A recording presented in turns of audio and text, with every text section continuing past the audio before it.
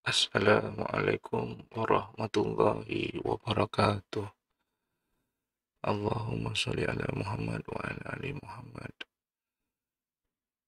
Tuan-tuan, saya nak sambung video seterusnya.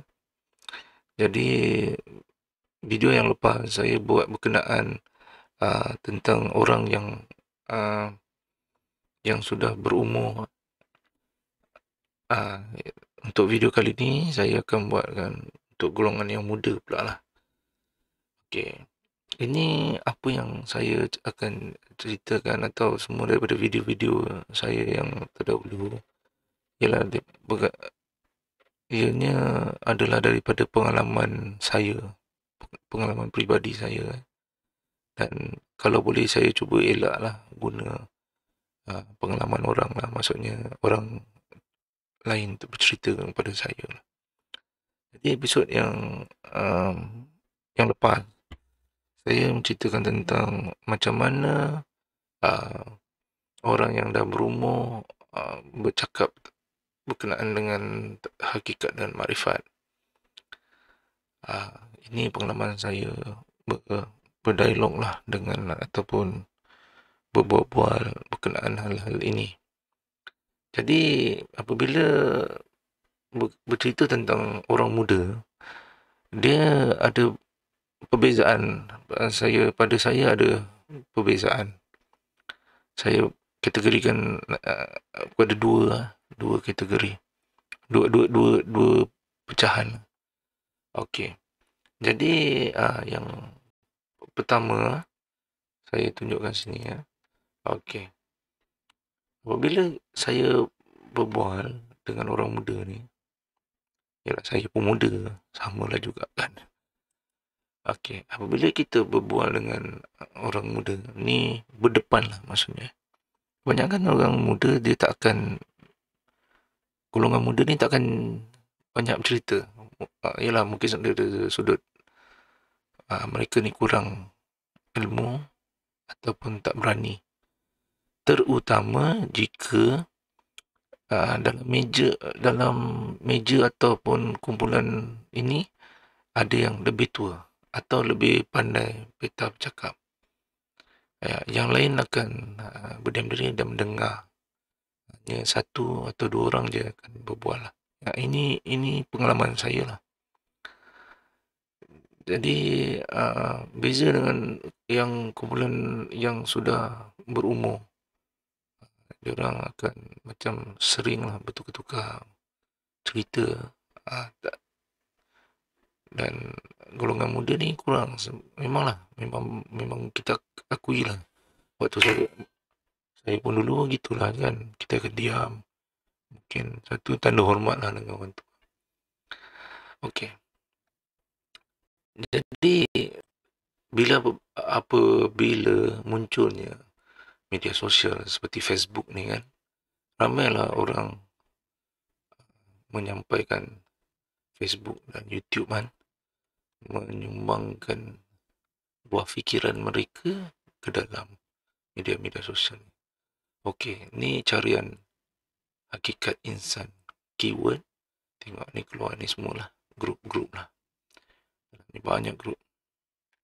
Okey, termasuk private group ni 160,000, 50,000, 77,000 dan semua beribu-ribu. Tapi macam mana kita adakah ahli-ahli dalam ni yang sama atau tidak, Allahualam. Saya ada dalam grup ni, grup grup ni, dua grup ni lah yang besar ni. Lama juga lah saya dalam grup ni. Jadi dalam study saya ni, dalam grup ni, macam mana karakter-karakter.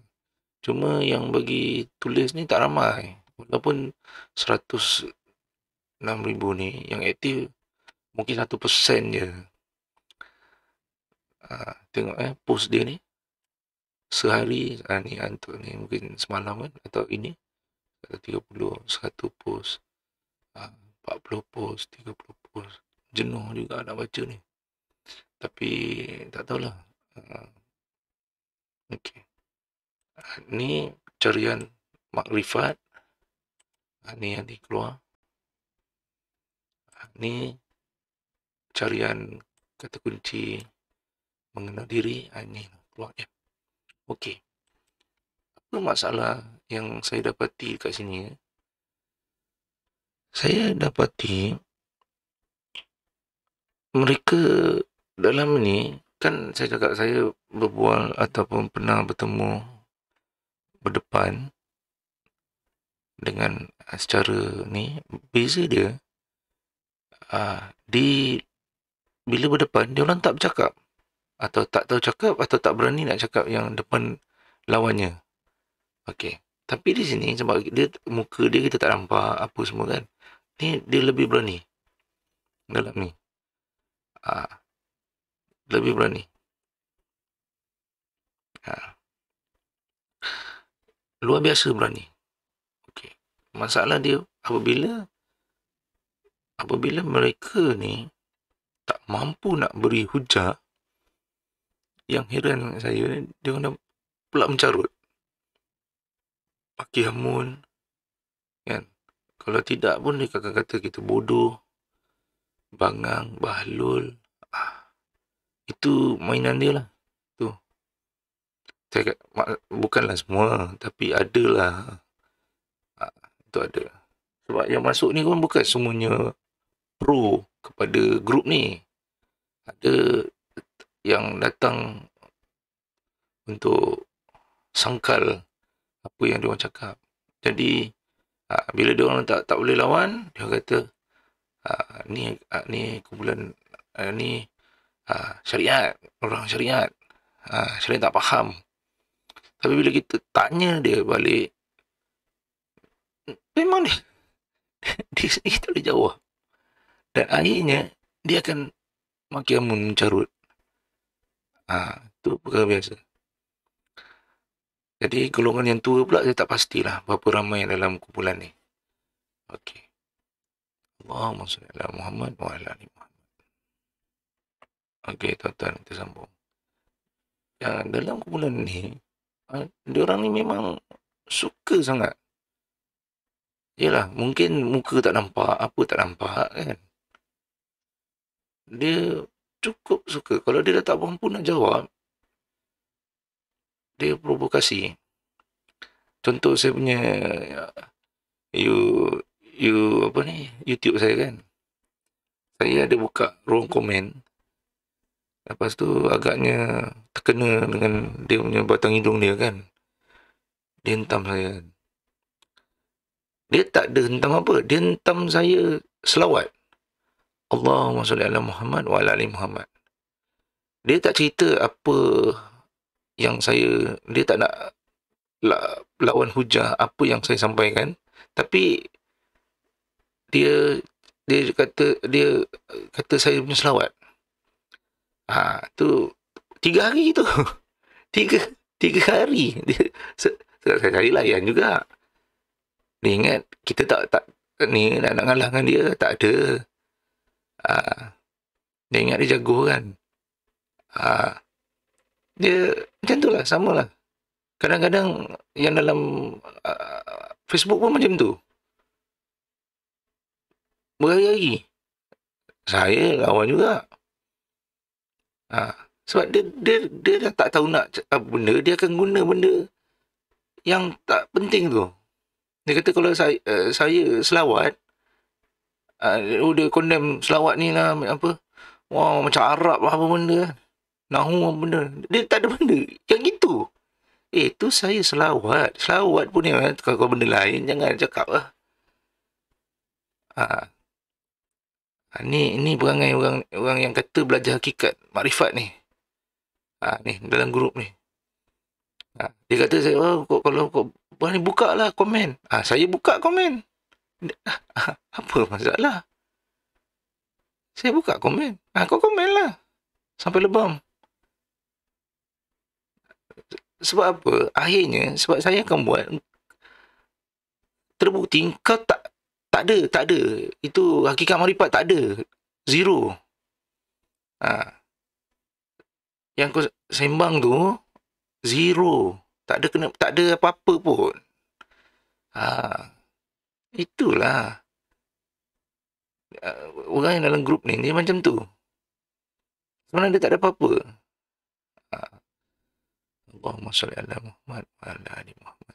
Ni dia sakit hati ni. Dia sakit hati dia. Dia tu parti pas tu penipu, bohong, buat fatwa tu dia tak nak tegur. Selawat saya ni ditegur sebab saya selawat tapi kutuk orang. Saya mana ada kutuk orang. Saya terangkan apa yang orang tu cakap dalam video.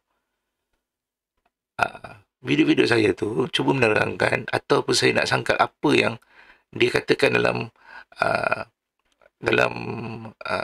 video orang tu kan. Contoh macam saya buat review orang buat review kan, dia menyanyi ke apa ke, jadi dia review lah.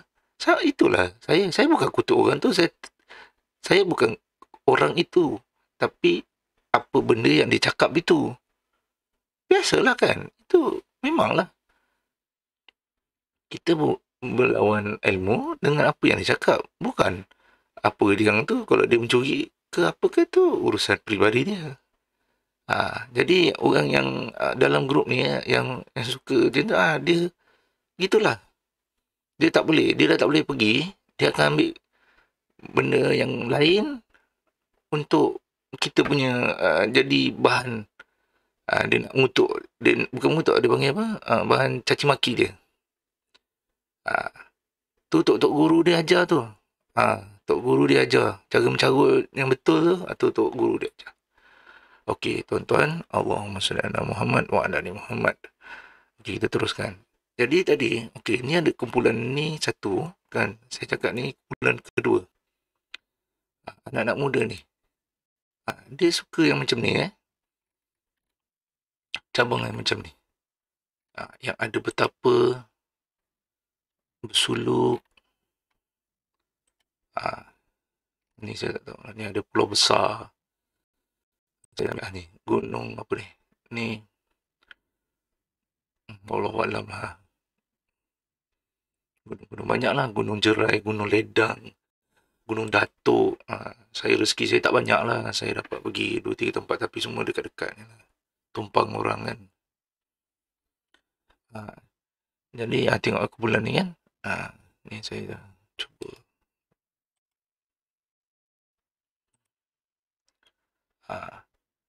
Saya puas mikirkan teori yang dalam kepala saya. Kenapa kita kena ke sini? Kenapa kena ke Gunung Jerai, Gunung Ledang, apa semua. Bila saya tanya tok guru ni pun, memang dia tak ada jawapan lah. Dia orang sendiri pun tak boleh jawab. Kenapa kita kena ada majlis ni di sini? Ambil berkat apa ni? Okey, ada yang mengatakan Nabi Muhammad duduk, akan dia nak kaitkan kepada Nabi Muhammad SAW konon bertapa di Gua Hira. Minta maaf ya yang kawan-kawan yang nak cakap Nabi Muhammad SAW tu bertapa, saya tak setujulah kan. Bila masuk betapa, makna ada sesuatu dia buat. Ketika itu Nabi Muhammad SAW betapa apa? Cakap dia buat zikir apa? Masa tu tak ada benda pun sebelum tu. Sebelum dia dapat wahyu tak ada benda pun, dia tak ada zikir apa pun. Dia tak tahu apa nama-nama ke, Allahu Akbar ke, Subhanallah, tak ada. Sebelum dapat wahyu. Dan apabila baginda Nabi Muhammad SAW mendapat wahyu, dah tak ada dah. Perbuatan tu Nabi dah tak buat. Dia tak pergi lagi ke Gua Hira tu. Kalau ikut sirah, kepala dia kusut. Dia dah tak tahu dah apa nak fikir. Jadi dia bawa diri lah. Nak tenangkan dia lah. Macam kita kadang-kadang kita nak tenang, kita pergi bercuti. Ada orang pergi naik kelab. Ada orang pergi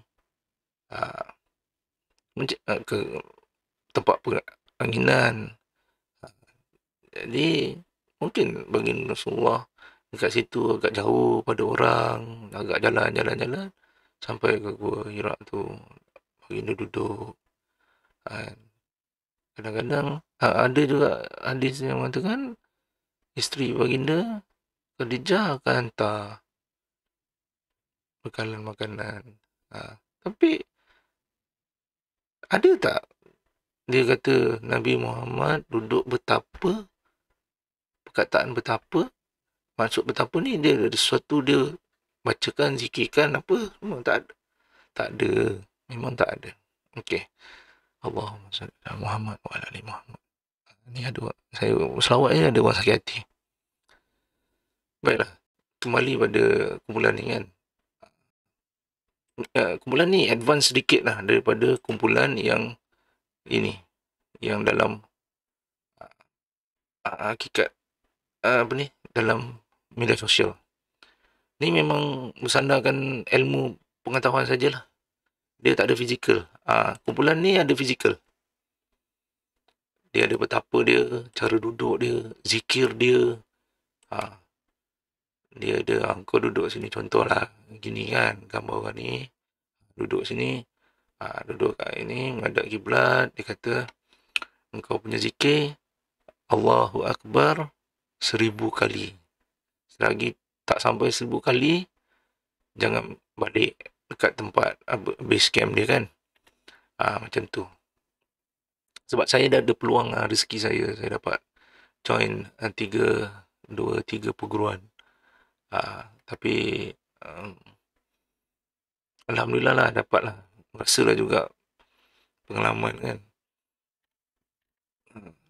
Contoh ni banyak sini tempat-tempat ni. Mujur ada orang rakam. Kalau tidak kita pun tak tahu kan. Tapi maksud saya di sini, apabila kumpulan yang ini, ya mungkin orang yang ada terlibat dengan dalam di sini, ada juga di dalam ni. Tapi sepanjang pengalaman saya, duduk dalam grup ni, 2-3 tahun, memang tak ada. Statement-statement datang daripada kumpulan ni, tak ada dalam keluar kat sini. Mirip ada, tapi mungkin orang yang orang-orang yang di sini, mana kumpulan ni bercerita kepada orang ni. Kan? Bila dia bercerita, dan dia post. Orang di sini akan post. Dia post kat sini. Jadi, sebab kat sini pun kadang-kadang separuh saya dapati orang yang duduk di sini tidak semestinya datang daripada base pengetahuan daripada sini. Ada yang jump terus. Dia jump, lompat terus. Terutama yang melibatkan diri dengan persilatan lah. Saya susah nak cakap, bukan semua, sebab saya pun ada join silat. Dan masa saya join silat tu, tak ada pula unsur-unsur tu. Tapi apabila kita pergi ke bukan Pulau Besar, terutama pada 10 Muharram, saya pun tak faham kenapa 10 Muharram kan. Ni pun berkenaan 10 Muharram ni, semua tempat-tempat ni kan jadi hotspot. Ya, tuan-tuan. Tempat-tempat yang saya tunjuk ni, Pulau Besar, Gunung Ledang, Gunung Jerai. 10 Muharram menjadi satu tarikh yang ditunggu-tunggu lah untuk kumpulan-kumpulan ni. Sama dengan Syiah lah juga lah, 10 Muharram. Tapi saya pun tak faham. Yalah, saya kenal ramai guru-guru ni, tapi tak ada pun boleh bagi jawapan yang baik kan untuk saya kan. Okey, jadi di sini bila dia orang buat acara-acara macam ni, dia orang lebih kepada fizikal lah, maksud saya apa? Zikir, duduk, berdiri, baring. Kau baring kat yang ni, kau berdiri kat sini, kau dia ada zikir dia. Lepas tu malam ada, bila balik rumah ada Lepas tu dia baca. Tapi yang ini tak ada. Kumpulan ni tak ada. Dan ramai yang sini saya berani cakap mungkin lah. Mungkin 80 lah. 90% lah daripada sini. Yang tak tahu. Termasuklah yang tua-tua ni kan. Yang ada sebab ada golongan tak dapat tembus tembok ni. Dia orang ni. Ni ialah rezeki lah Allah Ta'ala nak bagi dia orang terlibat lah. Kebanyakan kes kalau tuan-tuan perasan yang kes-kes bunuh anak, bunuh apa semua kan, yang kata ada suara dia berpunca daripada sini. Kumpulan daripada sini. Betapa dia dah mula separuh kaki dia dah nak masuk alam gaib. Bukanlah gaib dia masuk, tapi cerita lah gaib tu lah kan. Dah mula lah sebab dia ni malam hari kan. Banyak lah. Alhamdulillah lah rezeki lah saya dapat. Tengok daripada sini gambar kan. Cuba tajuk ni kan, proses betapa zaman dahulu mencari kesaktian. Tajuk dia pun dah tahu dah. Kan? Ada perkataan ni, kesaktian. Bila betapa, ada duduk dia. Ada tuan-tuan tengok tangan orang ni kan. Cara jari, nafas dia ada. Tapi kalau golongan sini tak ada. Dia boleh kita katakan 100% berkenaan dengan ilmu semata-mata je. Dia tak ada pun cakap pasal zikir. Dia tulis zikir tu, zikir ni, baca doa ni, baca doa. Tapi ini physically dia buat. Macam mana nak concentrate, macam mana nak ni, dia baring dia, semua ada. Ini saya tak cakap pasal mana dia dapat tu, nanti bab tajuk lain lah. Nanti saya akan cubalah buka kan. Apa perbincangan dalam bab-bab ni kan. Tengok betapa ni tak salah saya, orang Indonesia ni tak salah saya ni kan.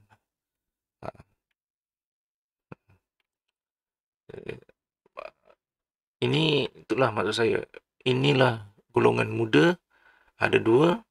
Satu yang ini dan satu yang ini. Yang ini masih sikit tapi dia dah berkembang. Yang ini makin banyak. Sebab apa, yang promote kan ramai juga. Contoh macam Lepat. Yang dalam video-video saya sebelum ni kan. Rahsia Tuhan, rahsia Tuhan. Ini geng sini. Tapi geng ni dia tak ada cerita. Dia tak ada cerita pun. Dia kadang-kadang dia tak tahu langsung apa benda.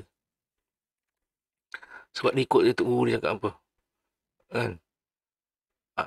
Ni Alhamdulillah lah. Ada lah juga orang buat video kan. Dapat kita tengok sini. Tapi semua saya nak beritahu. Kumpulan ni dengan kumpulan ni. Memang zahir dia nampak macam sama tau. Tapi dia punya etikat ni beza. Beza sangat. Sini lain. Yang tuan-tuan yang terlibat ni, yang mendengar video saya ni, mungkin dia faham lah kan. Sebab yang ini dia ada ciri kebatinan. Bukan dia ada kebatinan, tapi ciri kebatinan. Dia dah main nafas, dia dah main zikir, dia dah main mental kan, apa semua kan. Yang kat kumpulan Facebook ni tak ada apa.